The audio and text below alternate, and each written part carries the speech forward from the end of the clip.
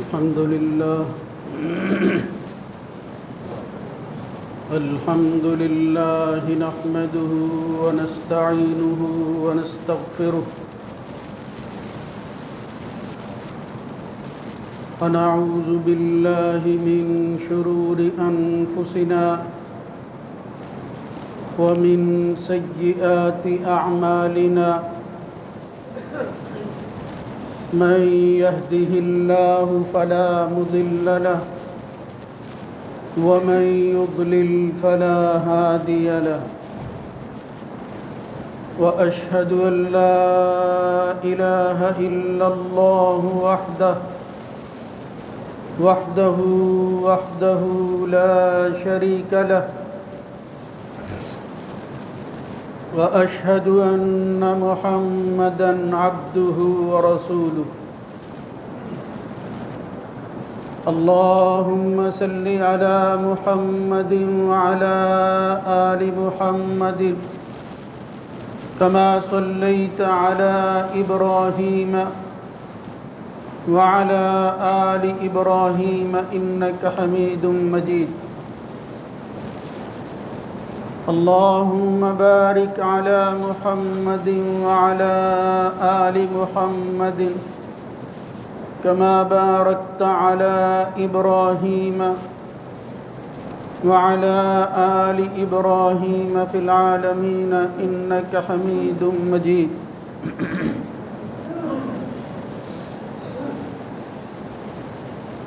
أما بعد فإن خير الحديث كتاب الله وخير الهدى هدى محمد صلى الله عليه وآله وسلم وشر الأمور محدثاتها وكل محدثة بدعة وكل بدعة ضلالة وكل ضلالة في النار رب أعوذ بك من همزات الشياطين من همزه ونفخه ونفثه يا أيها الذين آمنوا اتقوا الله حق تقاته ولا تموتن إلا وأنتم مسلمون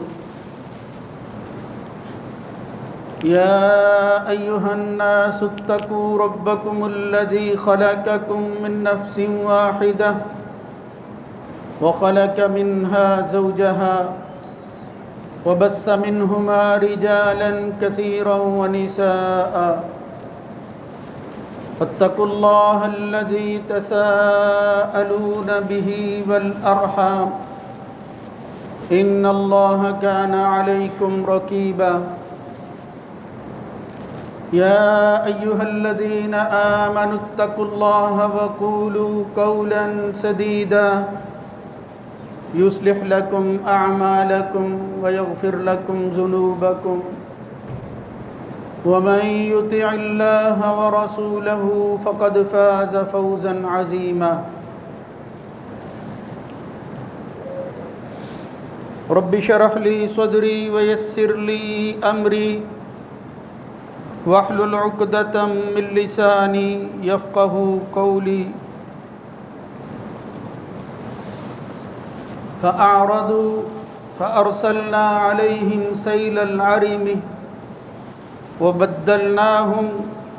بجنتيهم جنتين ذواتي أكل خامط وأثل وشيء من سدر قليل ذلك جزيناهم بما كفروا وهل نجازي إلا الكفور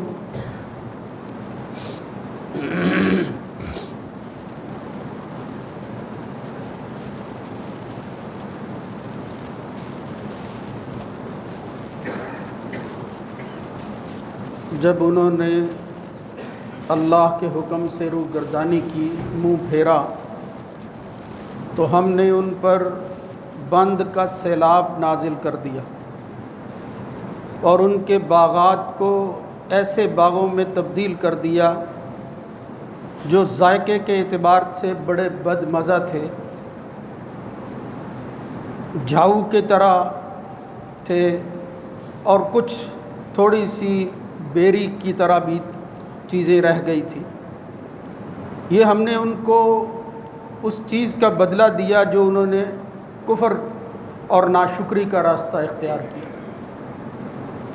اور یاد رکھو ناشکروں کو ہم اسی طرح سزا اور بدلہ دیا کرتے ہیں.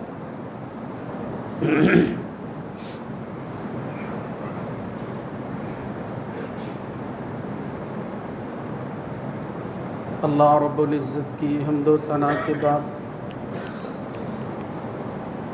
درود و سلام سید الرسل خاتم النبیین جناب محمد الرسول اللہ صلی اللہ علیہ وآلہ وسلم کی ذات گرامی پر.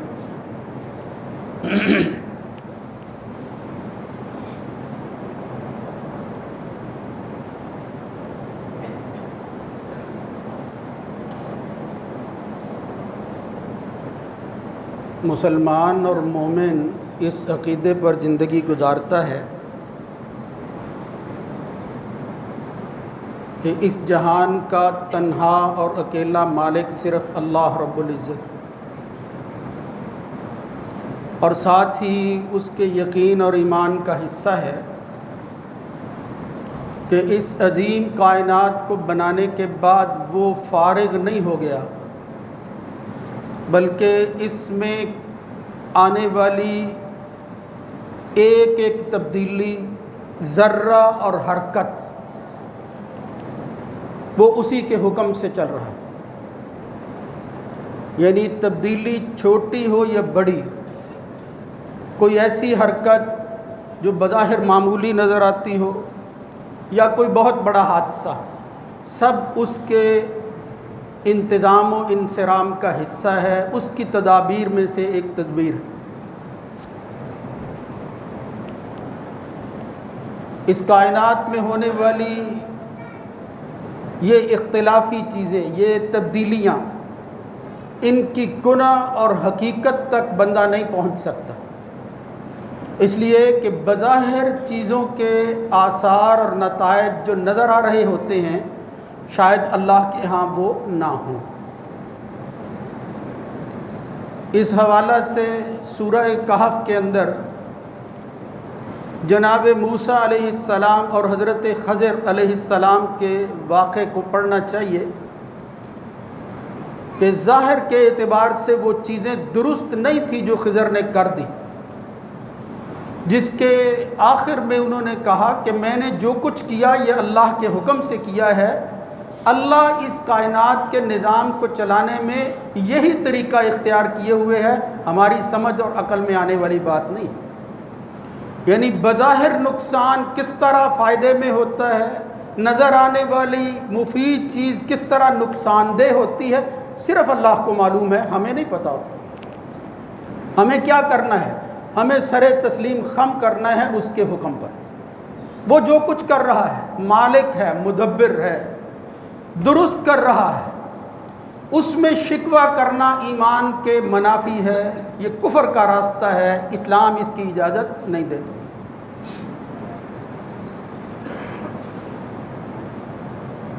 اس نظر آنے والی کائنات میں اس جہان کی فراوانی، خوشحالی، بہبود اور اس کی نشو و نما میں ایک چیز جو نمایاں طور پر نظر آتی ہے وہ ہے پانی. پانی اللہ کی نعمتوں میں سے ایک بڑی نعمت ہے، اس لیے اس نے اس کا انتظام بھی وافر مقدار میں کیا ہے.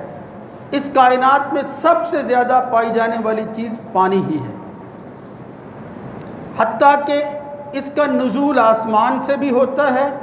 اور زمین بھی بری ہوئی ہے پانی سے.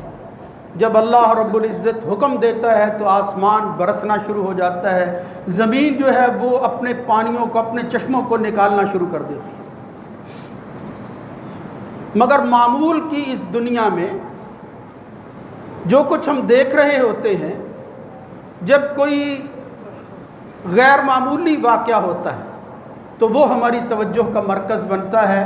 اور بننا بھی چاہیے. کہ معمول سے ہٹ کر یہ جو فیصلہ ہوا ہے اس پر غور و فکر کرے، مومن دیکھے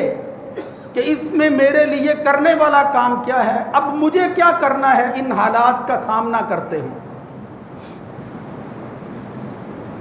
قرآن مجید میں اللہ رب العزت نے اس پانی کے نزول کے حوالہ سے، اس کے فوائد کے حوالہ سے بے شمار جگہ پر کئی حوالوں سے جو ہے وہ تذکرہ کیا ہے، یہاں تک کہ اللہ نے ایک جگہ فرمایا وَنَزَّلْنَا مِنَ السَّمَاءِ مَاءً مُبَارَكًا فَأَنبَتْنَا بِهِ جَنَّاتٍ وَحَبَّ الْحَصِيدِ۔ یہ ماء جو ہے، یہ پانی جو اللہ نازل کرتا ہے آسمان سے، یہ بابرکت پانی، خیر والا پانی، اسی سے ہم انگوریاں نکالتے ہیں، نباتات جو ہے وہ پھلتی پھولتی ہے، پھر کھیتیاں کٹ کر جو ہے وہ تمہارے استعمال میں آ جاتی ہیں۔ اس کا سبب، اس کی وجہ، یہ سب نتائج حاصل ہونے میں پانی کا اہم کردار ہوتا ہے۔ کہیں فرمایا وَهُوَ الَّذِي أَرْسَلَ الرِّيَاحَ بُشْرًا بَيْنَ يَدَيْ رَحْمَتِهِ وَأَنزَلْنَا مِنَ السَّمَاءِ مَاءً طَهُورًا۔ یہ عام پانی نہیں، طہورا، یہ بڑا پاکیزہ پانی ہے جو آسمان سے نازل ہوتا ہے۔ کیا کرتا ہے یہ؟ لِنُحْيِيَ بِهِ بَلْدَةً مَيْتًا، تمہارے شہر، تمہاری بستیاں وہ مردہ ہو جاتی ہیں، اللہ تعالیٰ ان میں زندگی پیدا کرتا ہے۔ لِنُحْيِيَ بِهِ بَلْدَةً مَيْتًا وَنُسْقِيَهُ مِمَّا خَلَقْنَا أَنْعَامًا وَأَنَاسِيَّ كَثِيرًا، اور پھر چوپائے جانور اور انسان جو اس کے ضرورت مند ہوتے ہیں، میں ان کی ضرورتوں کو پورا کرتا ہوں۔ اللہ کی بہت بڑی نعمت ہے۔ اب یہ نعمت ملتی ہے، سلسلہ چلتا ہے، آسمان سے بھی پانی آ رہا ہے، زمین سے بھی جب انسان کو ضرورت ہوتی ہے، اس وقت ضرورت بڑھ گئی ہے۔ انسان کی سوچ نے یہ کہا کہ پہلے پانی حاصل کرنے کے لیے ہمیں وہ 50 فٹ جو ہے وہ گہرا جانا پڑتا تھا، اب 5-5 فٹ گہرا جا رہا ہے اور بندہ اپنی ضرورت پوری کر رہا ہے۔ مگر ان فوائد، ان رحمتوں، برکتوں، طہارتوں کے ساتھ ساتھ یہ رحمت بعض دفعہ زحمت نظر آتی، معاملہ معمول سے ہٹ کر دکھائی دیتا ہے۔ یہی بارش جو احیاء اور زندگی کا سبب بنتی، یہ وبال جان بن جاتی ہے، اس کی وجہ سے رہنا مشکل ہو جاتا ہے، اس کی وجہ سے سفر جو ہے وہ رک جاتے ہیں، اس کی وجہ سے رہائشیں ختم ہو جاتی ہیں۔ اور یہ کوئی اس وقت کی بات نہیں ہے، جب سے کائنات بنی ہے یہ تبدیلیاں اللہ رب العزت دکھاتا آ رہا ہے۔ یہ جو میں نے ابھی آیت پڑھی ہے، بلکہ 2 آیتیں تلاوت کی ہیں، اس سے پہلے اور بعد میں بھی یہی کچھ اللہ نے بیان فرمایا کہ ایک قوم تھی سبا، اللہ رب العزت نے بڑا کچھ ان کو دیا تھا، نوازا تھا ان کو، اور یہاں خاص طور پر کہا کہ لَقَدْ كَانَ لِسَبَإٍ فِي مَسْكَنِهِمْ آیَةٌ جَنَّتَانِ عَنْ يَمِينٍ وَشِمَالٍ، 2 جنتیں دے دی تھی، یعنی باغات دیے دائیں اور بائیں۔ کُلُوا مِن رِزْقِ رَبِّكُمْ وَاشْكُرُوا لَهُ، کھاؤ پیو اور اللہ کا شکر ادا کرو۔ بَلْدَةٌ طَيِّبَةٌ وَرَبٌّ غَفُورٌ، یہ پاکیزہ شہر ہیں، اللہ سے جو ہے وہ معافی اور بخشش، گناہوں کی، غلطیوں کی وہ مانگتے رہو، معمول کی زندگی ہے۔ مگر ہوا کیا؟ پھر وہ آیتیں جو ابھی میں نے آپ کے سامنے تلاوت کی، فَأَعْرَضُوا، انہوں نے اللہ کی نہ مانی، نافرمانی، روگردانی، اور اس کائنات کے نظام کو یہ کہہ کر جو ہے وہ رد کر دیا کہ کوئی اس کے پیچھے بھی کارفرما ہستی ہے، کہ یہ دنیا اسباب و علل سے چل رہی ہے۔ یہ موضوع اگرچہ اس وقت ممکن نہیں ہے میں اس کی تفصیل بیان کر سکوں، کہ جب بھی کوئی معمول سے ہٹ کر بارشیں ہو جاتی ہیں، یہ سیلاب آ جاتے ہیں، قدرتی آفات کبھی زلزلے کی شکل میں سامنے آتی ہیں، تو ایک بحث چل نکلتی ہے کہ کیا یہ ہمارے گناہوں کا نتیجہ ہے یا نہیں۔ قطع نظر اس کے کہ میں آپ کو بیان کروں کہ اس کی حقیقت کیا ہے، یہ بات جو ہے وہ عرض کرنا چاہتا ہوں، اور ضروری ہے خلاصے کے طور پر، کہ دنیا اسباب و علل کے ساتھ چل رہی ہے، اس میں کوئی شک نہیں ہے، مگر یہ اسباب و علل خود خدا نہیں ہے، ان کے پیچھے ان کو چلانے والا موجود ہے۔ اس دنیا میں آنے والی تبدیلیاں بعض دفعہ واقعتاً وہ گناہوں کا نتیجہ ہوتی ہیں اور بعض دفعہ مومن کے لیے درجات کی بلندی کا سبب بنتی ہیں۔ یعنی یہ ہے اصل میں خلاصہ ان بحثوں کا، وہ الجھاؤ جو پیدا کر دیا گیا۔ ایک گروہ نے کہا کہ نہیں، یہ تو اسباب و علل کی دنیا ہے، ایسا ہی سلسلہ چلتا ہے، زلزلہ آتا ہے، پلیٹیں حرکت کرتی ہیں، بارشیں ہوتی ہیں، وہ بادل زیادہ آ جاتے ہیں، وہ پانی بھر کر زیادہ لے آتے ہیں، ایسے علاقے جو نشیبی ہوتے ہیں وہ بہہ نکلتے ہیں۔ یعنی دنیا کو محدود کر دیا صرف اسباب و علل پر اور کچھ نہیں۔ یعنی تاثر یہ دیا، میں ان کی نیت پر شک نہیں کرتا، مگر تاثر یہ دیا کہ یہ خود بخود سب کچھ چل رہا ہے۔ ہم کہتے ہیں نہیں، یہ اسباب و علل کی دنیا خدا چلا رہا ہے۔ اسباب تو پہلے بھی موجود ہوتے ہیں، لیکن پھر وہ نتیجہ اس طرح کیوں نہیں دیتے جو نتیجہ اب نظر آتا ہے؟ بارشیں ہوتی ہیں، معمول کی فائدے کی چیزیں آتی ہیں، ہماری کھیتیاں لہلہا جاتی ہیں، پھر موسم جو ہے وہ بدل جاتا ہے، لیکن یہ جو تبدیلی آتی ہے آخر یہ کیوں کا جواب وہ ہمارے پاس نہیں ہے۔ اللہ رب العزت بہتر جانتا ہے کہ وہ معمول سے ہٹ کر فیصلے کیوں کرتا ہے۔ ہمیں ایمان لانا ہے، ہمیں دیکھنا ہے کہ اگر اللہ کے اس حکم کی وجہ سے، اس فیصلے کی بنا پر ہماری معمولات زندگی میں کوئی تغیر آ گیا ہے، تبدیلی آ گئی ہے، پھر ہمیں کیا کرنا ہے، پھر ہمیں کس طرح جو ہے وہ اللہ کی طرف جانا ہے، پھر ہمارا رویہ کیا ہونا چاہیے۔ بس یہ چیز جو ہے وہ قابل غور ہے۔ اس بحث کے اندر الجھنے کی بجائے توجہ زیادہ تر اس طرف ہونی چاہیے کہ جو کچھ ہو رہا ہے وہ معمول کے ساتھ اور غیر معمولی طور پر، ان دونوں حالات کے اندر مومن کا رویہ کیا ہونا چاہیے۔ محمد الرسول اللہ صلی اللہ علیہ وسلم، جنہوں نے خود فرمایا تھا کہ میں نے اپنے رب سے کچھ دعائیں کی ہیں، ان میں سے ایک دعا یہ تھی کہ یا اللہ اجتماعی طور پر میری امت کو برباد نہ کرنا۔ اللہ نے میری یہ دعا قبول کر لی۔ اب اجتماعی طور پر تو واقعتاً کوئی ایسا عذاب، کوئی اللہ کا ایسا فیصلہ، اللہ نے جو ہے یہ اعزاز بخشا اس امت کو، وہ محفوظ ہے، مامون ہے۔ لیکن خود محمد الرسول اللہ صلی اللہ علیہ وسلم اس بارش کے آثار کو دیکھ کر جب ہوائیں چلتی تو پریشان ہو جاتے تھے۔ حدیث میں آتا ہے اذا عصفت الریح تغیر لونہ وعرف فی وجہہ، آپ کا رنگ بدل جاتا، چہرے سے خوف کے آثار دکھائی دیتے۔ ایک لمبی روایت ہے جس میں حضرت عائشہ رضی اللہ تعالیٰ عنہ کہتی ہیں یا رسول اللہ صلی اللہ علیہ وسلم، میں دیکھتی ہوں کہ جب یہ بارش کے نزول کا وقت ہوتا ہے، ہوائیں چلتی ہیں، آپ پریشان ہو جاتے ہیں۔ اور ایک روایت میں آتا ہے کہ کبھی آپ کمرے سے نکلتے ہیں، کبھی داخل ہوتے ہیں، کبھی اٹھتے ہیں، کبھی بیٹھتے ہیں، یہ یعنی پریشانی کے عالم میں آپ جو ہے وہ مطمئن نہیں ہوتے۔ حالانکہ حضرت عائشہ کہتی ہیں یا رسول اللہ صلی اللہ علیہ وسلم، میں نے دیکھا کہ جب لوگ اس طرح کا وہ ماحول دیکھتے ہیں اور کچھ آثار ان کو دکھائی دیتے ہیں کہ یہ بارش ہونے والی ہے، ہوائیں چل رہی ہے، آثار ہیں کہ رحمت نازل ہونے والی، فریحو، وہ تو خوش ہوتے ہیں، خوشی مناتے ہیں کہ بارش ہونے والی ہے۔ محمد الرسول اللہ صلی اللہ علیہ وسلم نے فرمایا عائشہ، ایک قوم نے جو پہلے ہو گزری ہے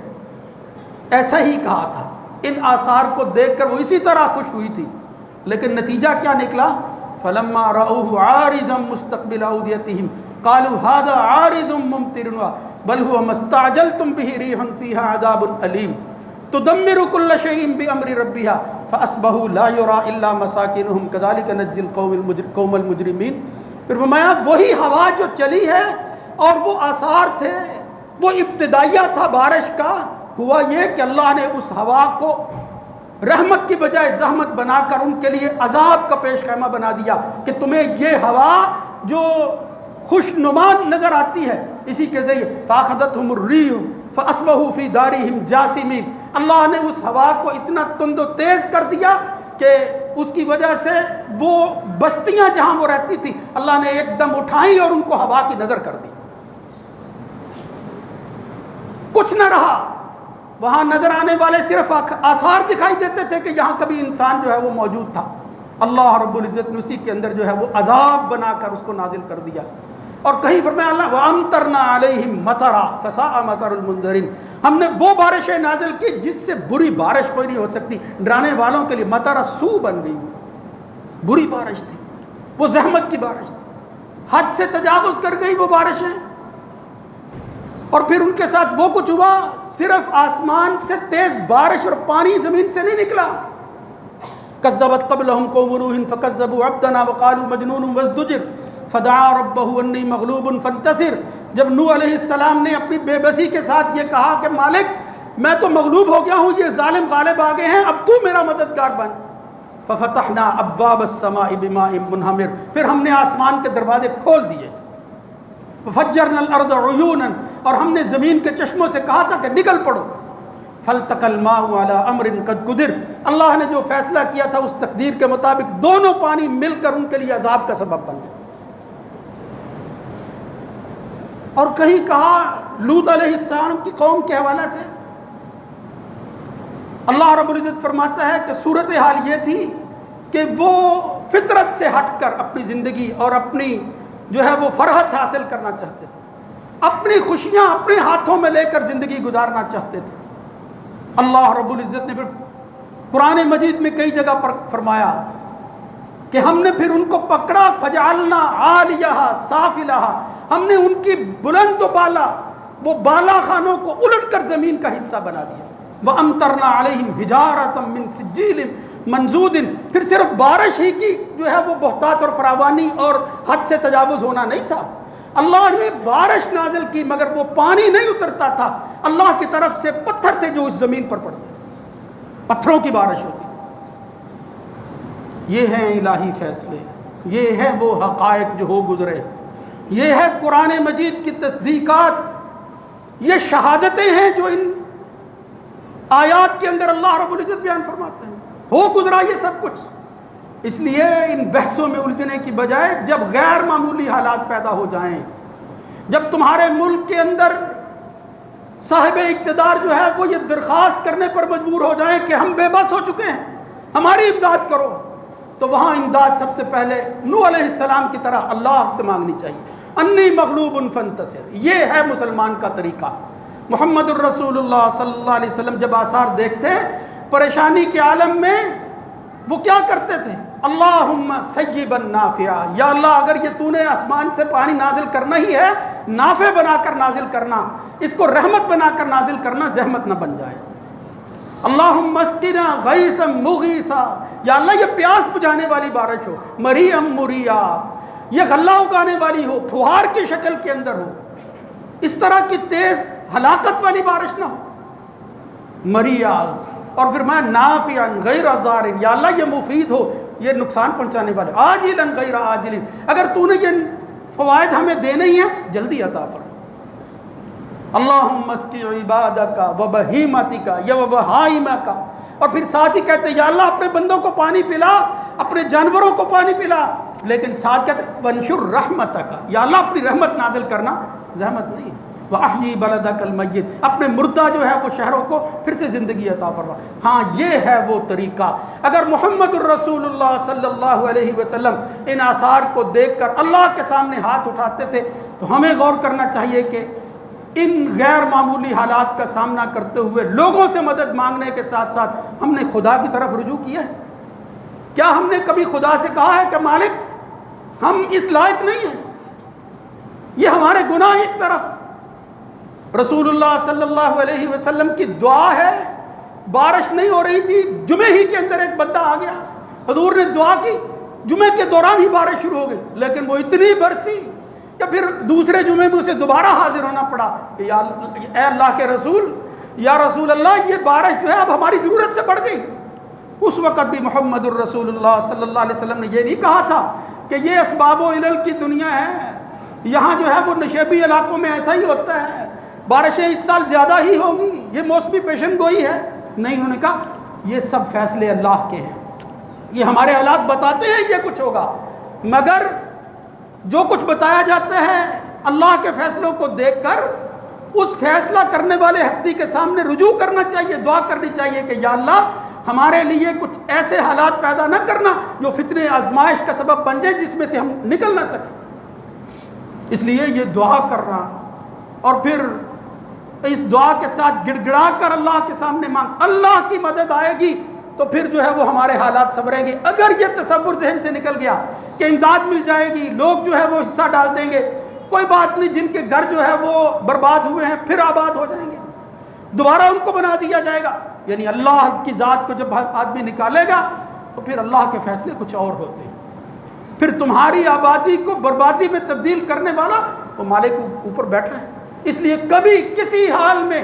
کسی کیفیت کے اندر جب بھی آپ دیکھیں کہ اس وقت مجھے کسی کی ضرورت ہے تو سب سے پہلے ضرورت مند کو اپنی ضرورتیں اس مالک کے سامنے رکھنی چاہیے۔ محمد الرسول اللہ صلی اللہ علیہ وسلم جس طرح رکھا کرتے تھے، رحمت کی دعا کرتے،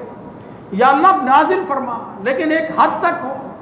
اس کو جو ہے وہ نافع بنا دے، اس سے آگے نہ بڑھے۔ یعنی رسول اللہ صلی اللہ علیہ وسلم کا اسوہ،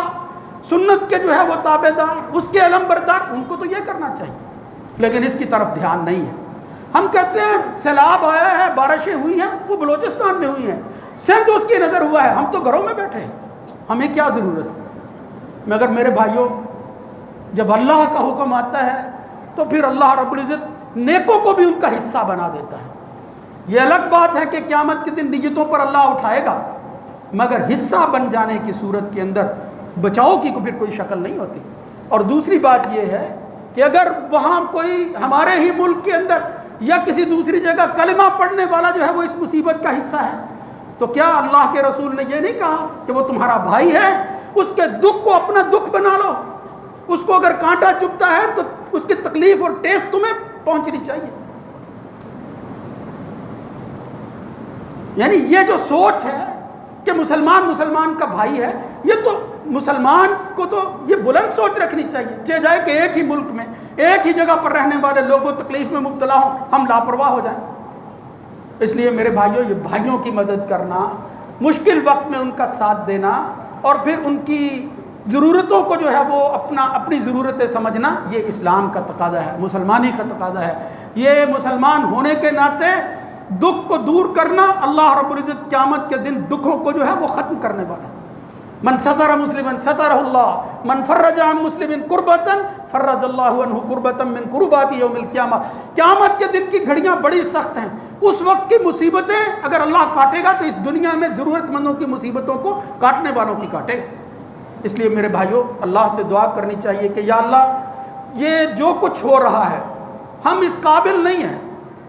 اللہم رحمتک نرجو فلا تکلنا الی انفسنا طرفۃ عین واصلح لنا شاننا کلہ، اللہم ارحم علی احوالنا، یا اللہ ہمارے حالات ایسے ہیں کہ تیری رحمت کی ضرورت ہے، ولا تنظر الی سوء اعمالنا، سبحان ربک رب العزۃ عما یصفون، سلام علی المرسلین والحمد للہ۔